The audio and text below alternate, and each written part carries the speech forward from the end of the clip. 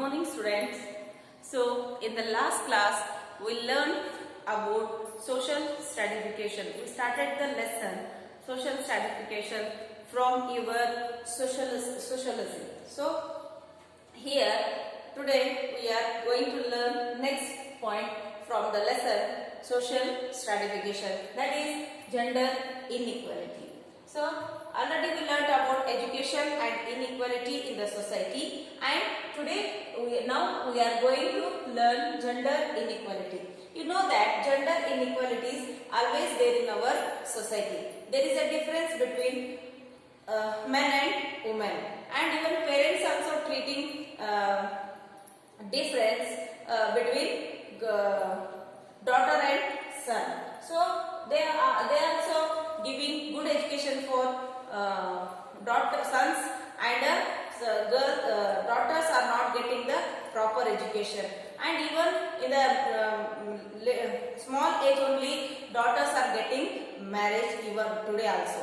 And also you know that the boys are whenever they want to come, they will come to home, but no one can ask them. But if the girl is late, so your fathers and mother scold you, and they won't be send you outside for a walk or some ash. But you know that there is no freedom, fully not freedom for the girls, because today and nowadays you listen and you watch about the things whatever happening in the country and as well as the state. Okay, and even recently we heard we seen that the rape case of the girl. Okay, and also even the small kid, ಒಂದು 4 ವರ್ಷದ ಮಗುವಿಗೂ ಕೂಡ rape ಅನ್ನ ಮಾಡ್ತಾ ಇದ್ದಾರೆ. ಅಂದ್ರೆ ಅಂತ ಒಂದು ಸ್ಥಿತಿ ನಮ್ಮ ದೇಶದೊಳಗದ ಹೆಣ್ಮಕ್ಳಿಗೆ ಯಾವುದೇ ರೀತಿ ಸಮಾನತೆ ಇಲ್ಲ. ಅದನ್ನ ಯಾವುದೇ ಸರ್ಕಾರನು ಕೊಟ್ಟಿದೆ ಅಂತ ಸಮಾನತೆ ಹಕ್ಕು ಅಂತ ಹೇಳ್ತಾರ, ಆದ್ರೆ ಇನ್ನೂ ತನಕದು ಸರಿಯಾದ ರೀತಿಯೊಳಗ ಪಾಲನೆ ಆಗ್ತಿಲ್ಲ. ಯಾಕಂದ್ರೆ ಪೋಷಕರು ಏನ್ ಮಾಡ್ತಾರೆ ಅಂದ್ರೆ, ಪೋಷಕರು ಅಂದ್ರೆ ಈ ಸೊಸೈಟಿಯಲ್ಲಿರುವಂತ ಜನರು ಬಾಯ್ಸಿಗಷ್ಟೇ ಸಪೋರ್ಟ್ ಮಾಡ್ತಾರೆ. ಅಂದ್ರೆ ಅವ್ರಿಗೆ ಯಾವುದೇ ರೀತಿ ಹಾಳಾದ್ರೂ ಅವರಿಗೆ ಯಾರು ಕೇಳಕ್ ಹೋಗಲ್ಲ. ಹಾಳಾದ್ರೆ ಮಗ ಹಾಳಾಗ್ತಾನೆ ಬಿಡು ಅಂತಾರೆ. ಆ ಮಗನಿಂದ ಒಂದು 4 ಜನ ಹಾಳಾಗ್ತಾರ ಅನ್ನೋದು ಯಾರು ವಿಚಾರ ಮಾಡಲ್ಲ. ಆ ಮಗಳ ರೀತಿ ಯಾವ ರೀತಿ ಮಗಳನ್ನ ಶಿಸ್ತುಬದ್ಧವಾಗಿ ಬೆಳೆಸ್ತಾರ, ಅದೇ ರೀತಿ ಮಗನಿಗೂ ಕೂಡ ಒಳ್ಳೆ ಎಜುಕೇಶನ್ ಕೊಟ್ರೆ, ಒಳ್ಳೆ ಕಲ್ಚರ್ ಅನ್ನ ಕಲಿಸ್ಕೊಟ್ರೆ ಅವರು ಕೂಡ ಹೊರಗಡೆ ಹೋದ್ರೆ ಹೆಣ್ಮಕ್ಳಿಗೆ ಗೌರವದಿಂದ ನೋಡೋದನ್ನ ಕಲಿತಾರೆ. ಬಟ್ ಪೇರೆಂಟ್ಸ್ ಅದನ್ನ ಮಾಡೋದಿಲ್ಲ. ಅವರನ್ನ ಫ್ರೀ ಆಗಿ ಯಥಾವತ್ತಾಗಿ ಅವರು ತಿರುಗಾಡಕ್ಕೆ ಅವ್ರ ಮನಸ್ಸು ಸ್ವೇಚ್ಛೆಯಿಂದ ಎಲ್ಲಿ ಬೇಕಾದ್ರೂ ಹೋಗ್ಲಿ, ಯಾವಾಗ ಬೇಕಾದ್ರೂ ಬರ್ಲಿ, ಏನ್ ಬೇಕಾದ್ರೂ ಮಾಡ್ಲಿ ಅಂತ ಹೇಳಿ ಅವರನ್ನ ಕೇಳೋದೇ ಇಲ್ಲ. ಅದಕ್ಕೆ ಈ ಸಮಾಜ ಇಷ್ಟೊಂದು ಹಾಳಾಗ್ತಾ ಇರೋದು. ಅಂಡ್ ನೀವು ಕೂಡ ನೋಡ್ತಾ ಇದ್ದೀರಿ ಸೊಸೈಟಿಯಲ್ಲಿ ಅಂತ ಘಟನೆಗಳು ನಡೆದ್ರೆ ಇವತ್ತಿಗೂ ಕೂಡ ಸರಿಯಾದ ಶಿಕ್ಷೆಯನ್ನ ಕೊಡ್ತಾ ಇಲ್ಲ. ಸೊ ಹೆಣ್ಮಕ್ಳು ಸಫರ್ ಆಗ್ತಾನೆ ಇದ್ದಾರೆ. ಹೆಣ್ಮಕ್ಳು ಪ್ರಾಬ್ಲಮ್ಸ್ ಅನ್ನ ಫೇಸ್ ಮಾಡ್ಬೇಕೇ ಆಗಿದೆ ಈ ಸೊಸೈಟಿ ಒಳಗ. ಸೊ ಇದನ್ನೇ ನಾವೇನಂತ ಹೇಳ್ತೀವಿ, ಜೆಂಡರ್ ಇನ್ಇಕ್ವಾಲಿಟಿ ಅಂತ ಹೇಳ್ತೀವಿ. ಇದಕ್ಕಿಂತ ದೊಡ್ಡ ಉದಾಹರಣೆ ಯಾವುದೂ ಇಲ್ಲ ಅಂತ ಅನಿಸ್ತು. ಸೊ ಆದ್ದರಿಂದ ಪ್ರೆಸೆಂಟ್ ಇವೆಂಟ್ ಅನ್ನ ನಾನು ನಿಮಗೆ ಹೇಳ್ತಾ ಇದ್ದೀನಿ. So like that here there is so many difference between they are not supporting for the girls, okay, as well as the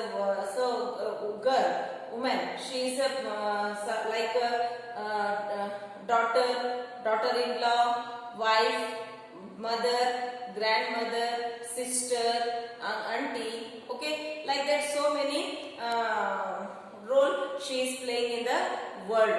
So but here also see, let's gender social inequality, which is one of the various social inequalities that form, and in reality or special perspectives, reality or the special perspective are interdependent. You know that our society is interdependent means it means one person's thoughts are influenced by others thoughts, ಈಗ ನಾವು ಒಂದು ವಿಚಾರ ಮಾಡ್ತೀವಿ ಅಂದ್ರೆ ಅದು ನಮ್ಮ own ವಿಚಾರ ಆಗಿಲ್ಲ. ಯಾರೋ ಮತ್ತೊಬ್ರು ಹೇಳಿದ್ದನ್ನ ಕೇಳಿ ನಾವು ಅದನ್ನ ಫಾಲೋ ಅಪ್ ಮಾಡ್ತೀವಿ. ಯಾರೋ ಒಬ್ರು ಏನೋ ಹೇಳ್ತಾರೆ ಅಂತ ಹೇಳಿ ಅವ್ರು ಹೇಳಿದ ರೂಲ್ಸ್ ಅನ್ನ ನಾವು ಫಾಲೋ ಮಾಡ್ತಾ ಹೋಗ್ತಿರ್ತೀವಿ. ಸೊ ನಮ್ಮದಂತ ಸ್ವಂತ ವಿಚಾರಕ್ಕೆ ಇರಲ್ಲ. ನಿಮ್ ಮಗಳು ಸರಿ ಇಲ್ಲ, ಅವಳಿಗೆ ಬೇಗ ಮದುವೆ ಮಾಡಿ ಅಂತಂದ್ರೆ ನಿಮ್ ಪೇರೆಂಟ್ಸ್ ಅಲ್ಲಿ ಕೆಡಿಸ್ಕೊಂಡು ಬೇಗ ಮದುವೆ ಮಾಡ್ಬಿಡ್ತಾರೆ. ಸೊ ಔಟ್ಸೈಡ್ ಎಲ್ಲ ಹೋದ್ರೆ ನಿಮ್ ಮಗಳು ಹಾಗೆ ತಿರುಗಾಡ್ತಾ ಇದ್ದಾರೆ ಅಂತಂದ್ರೆ ಅದನ್ನೇ ಒಂದು ಇಶ್ಯೂ ಮಾಡ್ಬಿಡ್ತಾರೆ. ಮಗಳನ್ನ ಫ್ರೀಡಮ್ ಆಗಿ ಇರೋಕ್ ಬಿಡಲ್ಲ. ಜನ ಮಾತಾಡ್ತಾರೆ, ಅಮ್ಮ ನೀವು ಹೊರಗೆ ಹೋಗ್ಬೇಡ, ಮನೆಯಲ್ಲಿ ಇರುವಂತ ಮಗ ಎಷ್ಟೇ ಹಾಳಾದ್ರೂ ಅಡ್ಡಿಯಿಂದ ಅವನನ್ನ ಸ್ವತಂತ್ರವಾಗಿ ಹಾರಾಡ್ಲಿಕ್ಕೆ ಬಿಡ್ತಾರೆ. ಮೇಲಿಲ್ಲಿ ಮಕ್ಕಳು ಗಂಡು ಮಕ್ಕಳು ಹಾಳಾಗ್ಲಿಕ್ಕೆ ಕಾರಣ ಪೇರೆಂಟ್ಸ್ ಮತ್ತು ಈ ಸೊಸೈಟಿ ಅಂತ ಹೇಳ್ಬೋದು. ನಾನು ಪ್ರೆಸೆಂಟ್ ಆಗಿ ಎಷ್ಟೋ ಮಕ್ಕಳನ್ನ ನೋಡ್ತಾ ಇದ್ದೀನಿ. ನನ್ನ ಸ್ಟೂಡೆಂಟ್ಸ್ ಇವಾಗ ನೀವೆಲ್ಲ ಇದ್ದೀರಲ್ಲ, ಸೊ ನಿಮ್ಮಲ್ಲೇ ನಾನು ನೋಡ್ತಾ ಇದ್ದೀನಿ ಸಾಕಷ್ಟು ಬಾಯ್ಸ್ ಇನ್ನೂ ಕೂಡ ಸ್ಟಡಿ ಮಾಡ್ತಾ ಇಲ್ಲ, ಎಲ್ಲಿ ಬೇಕಾದ್ರೂ ಅಡ್ಡಾಡ್ತಾ ಇದ್ದಾರೆ, ಅವ್ರ ಪೇರೆಂಟ್ಸ್ ಯಾರು ಕೇಳ್ತಾ ಇಲ್ಲ. ಇವನ್ ಕೆಲವೊಂದು ಸ್ಟೂಡೆಂಟ್ಸ್ ಕ್ಲಾಸಸ್ ನೋಡ್ತಾ ಇಲ್ಲ, ಸ್ಕೂಲ್ಗೂ ಬರ್ತಾ ಇಲ್ಲ, ಯಾರು ಅವ್ರಿಗೆ ಕೇಳೋರು ಅನ್ನೋ ರೀತಿಯೊಳಗೆ ಬಿಹೇವ್ ಮಾಡ್ತಿದ್ದಾರೆ. ಇವತ್ತು ಅವ್ರು ಯಾವ ಬಿಹೇವ್ ಮಾಡ್ತಾ ಇದ್ದಾರೆ ಅದು ಮುಂದೆ ಅವರಿಗೆ ಸಫರ್ ಆಗ್ಬೇಕಾಗ್ತದೆ. ಯಾಕಂದ್ರೆ ಇಲ್ಲಿ ನೆಸೆಸರಿ ಇರೋದ್ರೆ ಈ ಪಾಯಿಂಟ್ ಅನ್ನು ನಾನು ಹೇಳ್ತಾ ಇದ್ದೀನಿ, ಅನ್ನೆಸೆಸರಿ ಅಂತ ಹೇಳ್ತಾ ಇಲ್ಲ.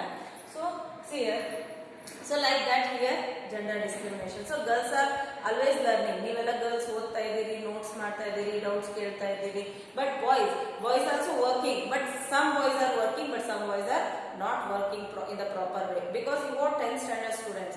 ಸಡನ್ ಆಗಿ ಇವಾಗ ಎಕ್ಸಾಮ್ ಅನೌನ್ಸ್ ಮಾಡಿದ್ರೆ ಅವಾಗ ಏನ್ ಮಾಡ್ತೀರಿ, ಅವಾಗ ಹೇಗೆ ಎಕ್ಸಾಮ್ ಬರೀತೀರಿ ಅನ್ನೋದನ್ನ ಅದು ನಿಮ್ಗೆ ಬಿಟ್ಕೊಟ್ಟಿದ್ವಿ. ಯಾಕಂದ್ರೆ ಸ್ಕೂಲ್ಸ್ ಇಲ್ಲ, ನೀವು ಟೀಚರ್ಸ್ ಅನ್ನ ಮರಿತಾ ಇದ್ದೀರಿ, ಮನೇಲಿ ಕುತ್ಕೊಂಡು ಯಾವುದನ್ನು ಸರಿಯಾಗಿ ಕೇಳ್ತಾ ಇಲ್ಲ, ಓದ್ತಾ ಇಲ್ಲ. ಇದು 100% ಮಾತ್ರ ನಿಜ. So like that here also they also said that women's also not getting the good food and good education and the good health facility in the society. And this problem is nowadays also little bit is there. Okay, not fully but little bit is present in the society. And according to National Family Health Survey for 2015 and 16, they surveyed about the women gender discrimination, okay, gender inequality. So according to that, according to NFHS4, here rural women of Karnataka have a body mass index. It means presence of a human being. So that is of 24.3%. Whereas the urban women of 16.2%. 24.3% is present in rural area and 16.2% of women present in urban area. It means there is a BMI of women is less in the state, and 60.9% of the children between 6 to 56 months. 56 months means for year 8 month child. Okay, so ಇಲ್ಲಿ 6 ರಿಂದ 4.5 ವರ್ಷ 8 ತಿಂಗಳ ಮಗುವಿಗೂ ಹೆಚ್ಚಾಗಿ they are facing the problem like anemia because of the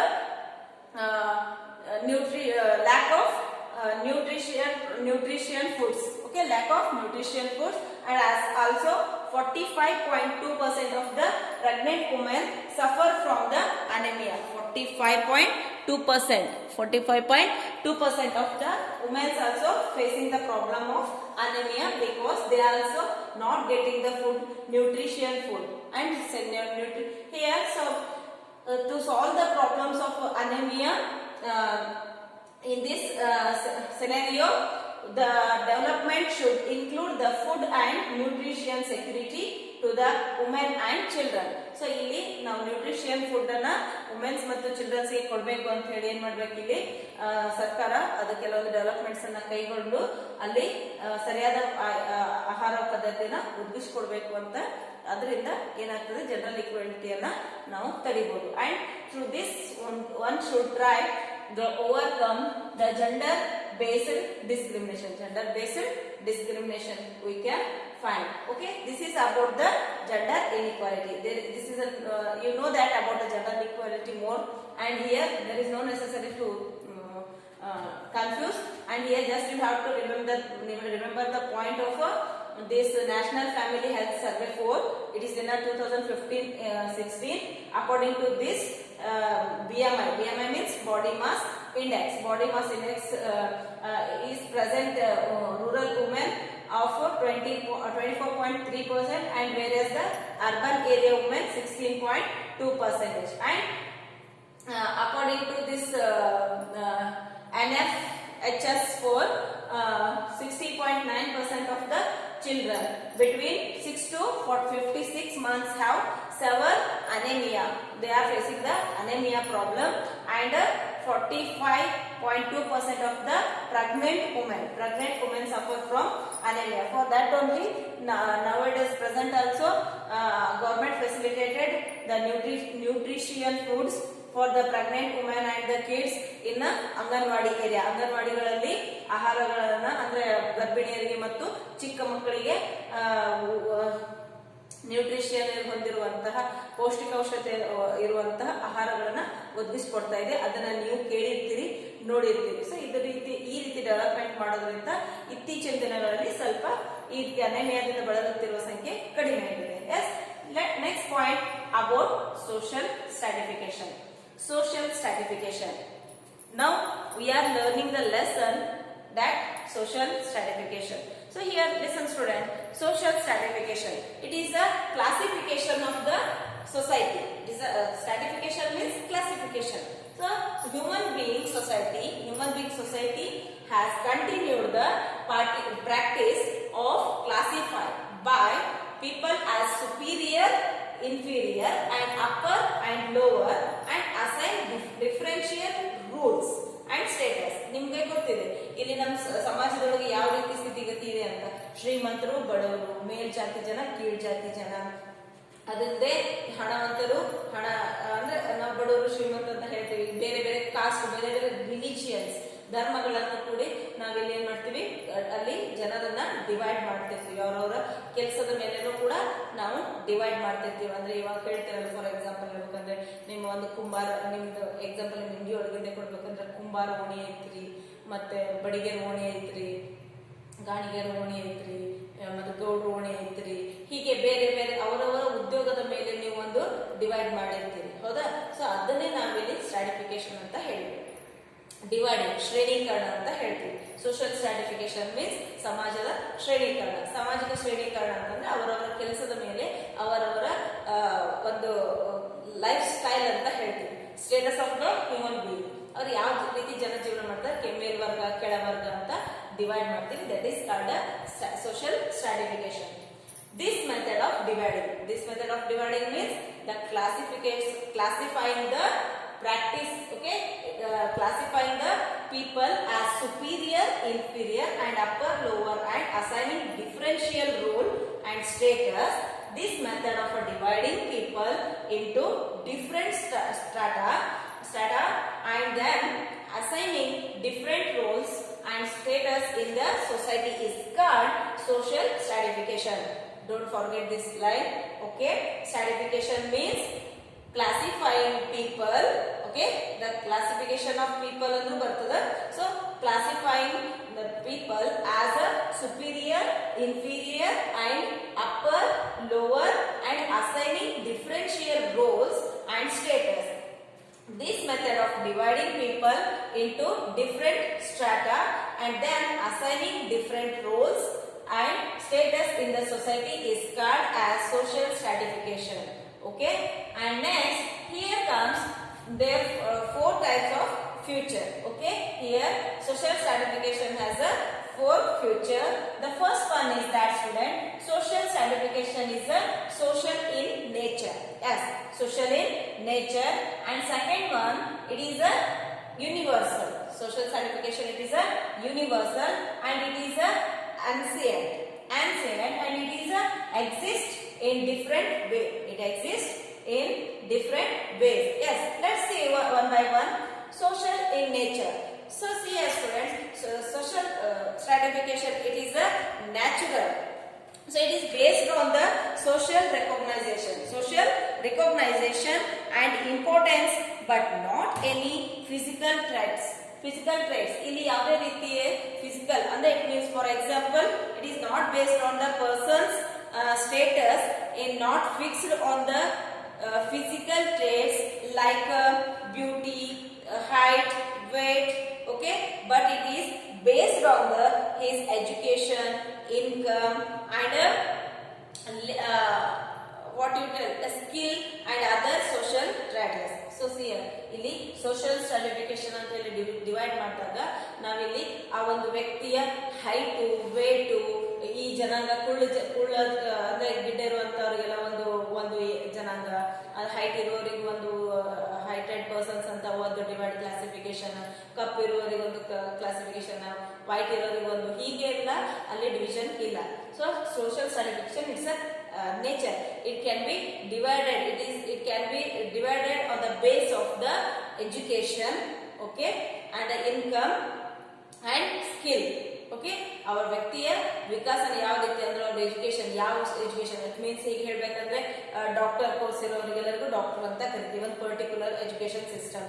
and engineer and police, okay, and politicians, ಹೀಗೆ different ಆಗಿ ನಾವು ಏನು education system ಅಲ್ಲಿ ಒಂದೊಂದು ಡಿಫ್ರೆಂಟ್ ಮಾಡ್ತಾ ಹೋಗ್ತಾ ಇರ್ತೀವಿ. ಸೊ ಅದನ್ನ ನಾವೀಗ ಏನಂತ ಹೇಳ್ತೀವಿ, it's a natural. It is a social stratification is a it's social in nature. ಇದು ಜನರಲ್ ಆಗಿರುವಂತದ್ದು, ಅಂದ್ರೆ ಆ ಮನುಷ್ಯ ವ್ಯಕ್ತಿಯ ಬಿಹೇವಿಯರ್ ಮೇಲೆ, ಅವನ ಎಜುಕೇಶನ್, ಅವನ ಪಡ್ತಕ್ಕಂಥ ಇನ್ಕಮ್ ಮೇಲೆ ಡಿವೈಡ್ ಮಾಡ್ತಾರೆ. Okay, so next point, social stratification is a universal.